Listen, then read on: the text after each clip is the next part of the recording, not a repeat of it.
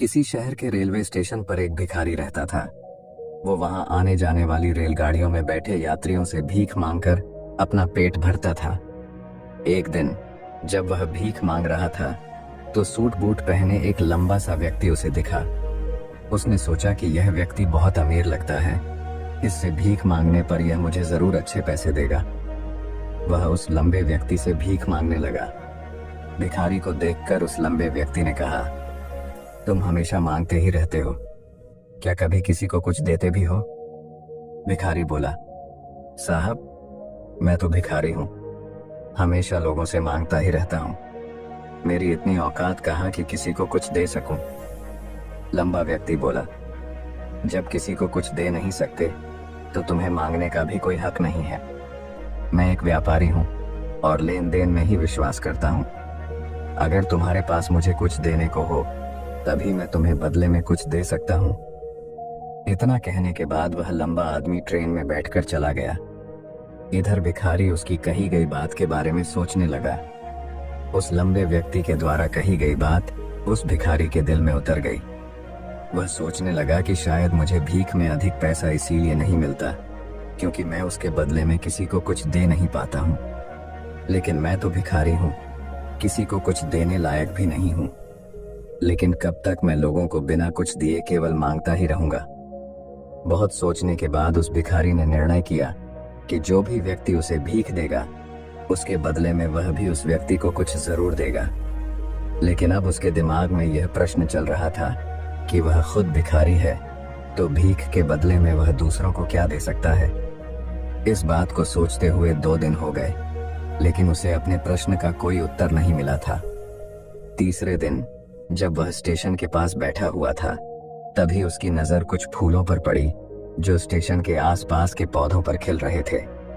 उसने सोचा, क्यों ना मैं लोगों को भीख के बदले कुछ फूल दे दिया करूं। उसको अपना यह विचार अच्छा लगा और उसने वहां से कुछ फूल तोड़ लिए। अब वह ट्रेन में भीख मांगने पहुंचा। अब जब भी कोई उसे भीख देता तो उसके बदले में वह भीख देने वाले को कुछ फूल दे देता। उन फूलों को लोग खुश होकर अपने पास रख लेते थे। अब भिखारी रोज फूल तोड़ता और भीख के बदले में उन फूलों को लोगों में बांट देता था। कुछ ही दिनों में उसने महसूस किया कि अब उसे बहुत अधिक लोग भीख देने लगे हैं। वह स्टेशन के पास के सभी फूलों को तोड़ लाता था। जब तक उसके पास फूल रहते थे तब तक उसे बहुत से लोग भीख देते थे, लेकिन जब फूल बांटते बांटते खत्म हो जाते तो उसे भीख भी नहीं मिलती थी। अब रोज ऐसा ही चलता रहा।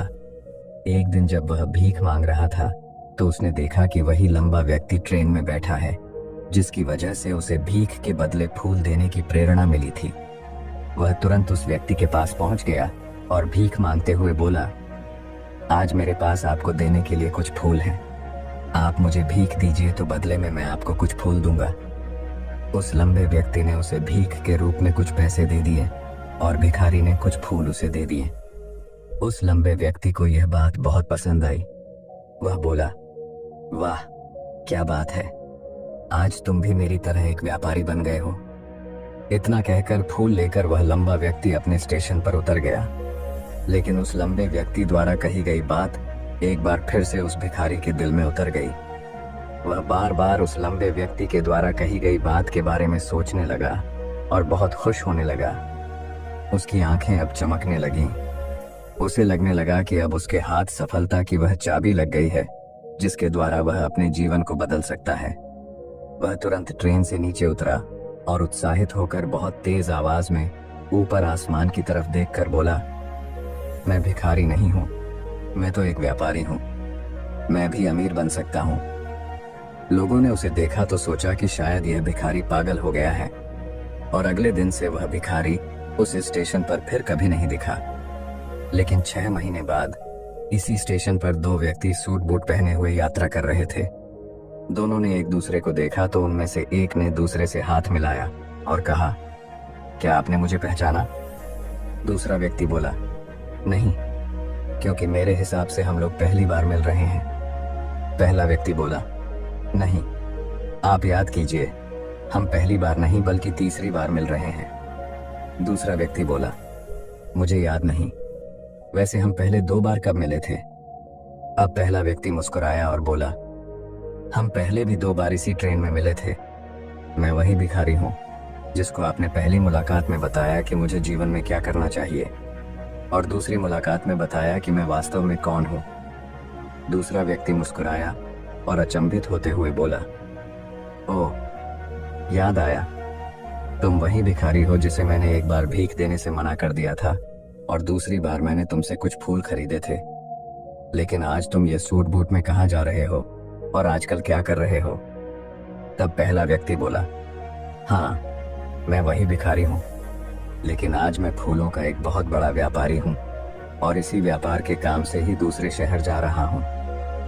कुछ देर रुकने के बाद वह फिर बोला, आपने मुझे पहली मुलाकात में प्रकृति का वह नियम बताया था जिसके अनुसार हमें तभी कुछ मिलता है जब हम कुछ देते हैं। लेन देन का यह नियम वास्तव में काम करता है। मैंने यह बहुत अच्छी तरह महसूस किया है, लेकिन मैं खुद को हमेशा भिखारी ही समझता रहा। इससे ऊपर उठकर मैंने कभी सोचा ही नहीं। और जब आपसे मेरी दूसरी मुलाकात हुई तब आपने मुझे बताया कि मैं एक व्यापारी बन चुका हूँ। अब मैं समझ चुका था कि मैं वास्तव में एक भिखारी नहीं बल्कि व्यापारी बन चुका हूँ। मैंने समझ लिया था कि लोग मुझे इतनी भीख क्यों दे रहे हैं, क्योंकि वह मुझे भीख नहीं दे रहे थे बल्कि उन फूलों का मूल्य चुका रहे थे। सभी लोग मेरे फूल खरीद रहे थे क्योंकि इससे सस्ते फूल उन्हें कहाँ मिलते। मैं लोगों की नज़रों में एक छोटा व्यापारी था, लेकिन मैं अपनी नज़रों में एक भिखारी ही था। आपके बताने पर मुझे समझ आ गया कि मैं एक छोटा व्यापारी हूँ। मैंने ट्रेन में फूल बांटने से जो पैसे इकट्ठे किए थे उनसे बहुत से फूल खरीदे और फूलों का व्यापारी बन गया। यहाँ के लोगों को फूल बहुत पसंद है और उनकी इसी पसंद ने मुझे आज फूलों का एक बहुत बड़ा व्यापारी बना दिया। दोनों व्यापारी अब खुश थे और स्टेशन आने पर साथ उतरे और अपने अपने व्यापार की बात करते हुए आगे बढ़ गए।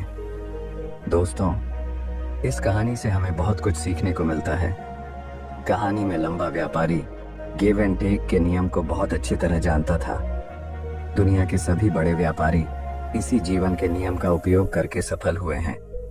इस फॉर्मूले को उसने भिखारी को भी बताया। भिखारी ने इस प्राकृतिक नियम को अपना लिया और इसका असर उसके जीवन में साफ दिखाई देने लगा। उसने अपनी सोच बदली और उसकी जिंदगी बदल गई। यह कहानी हमें बताती है कि हम यदि अपनी सोच बदल लें तो कुछ भी हासिल किया जा सकता है। यदि हम खुद को छोटा समझते रहेंगे तो हम हमेशा छोटे ही बने रहेंगे। बड़ा बनने के लिए हमें अपनी सोच को बदलना होगा और खुद के बारे में बड़ा सोचना होगा। कहानी का सार यह है कि सफलता आपकी सोच में छुपी होती है। खुद का आत्मसम्मान जगाइए, अपनी सोच को बड़ा बनाइए और देखिए कैसे आप सफलता के शिखर पर पहुंच जाते हैं।